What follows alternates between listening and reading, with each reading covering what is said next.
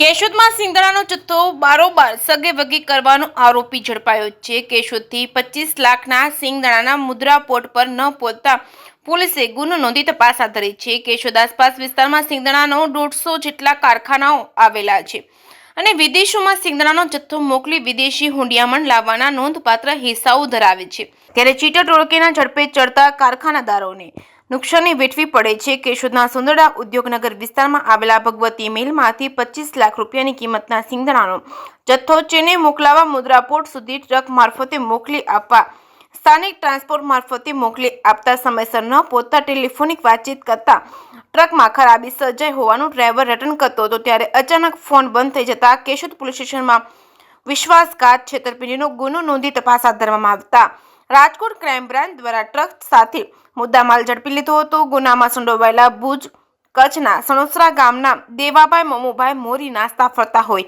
અને સામખેડિયાની પોલીસે ઝડપી લેતા ટ્રાન્સફર વોરંટથી કેશોદ પોલીસને સોંપવામાં આવતા ઇન્ચાર્જ પોલીસ ઇન્સ્પેક્ટર જે.આર. વાજા, પોલીસ કોન્સ્ટેબલ રોહિતભાઈ મોહનભાઈ ભંભાણા, સંજયસિંહ ઝાલા દ્વારા નામદાર કોર્ટ સમક્ષ રજૂ કરી રિમાન્ડ મેળવી તપાસ હાથ ધરવામાં આવી છે। કેશોદ શહેર આસપાસના સિંગદાણાના ઉદ્યોગમાં છેતરપિંડીનો ભોગ બનેલા કારખાનેદારને 25 લાખ રૂપિયાની કિંમતનો જથ્થો પરત મળી જતા કેશોદ પોલીસની કામગીરીને બિરદાવી હતી।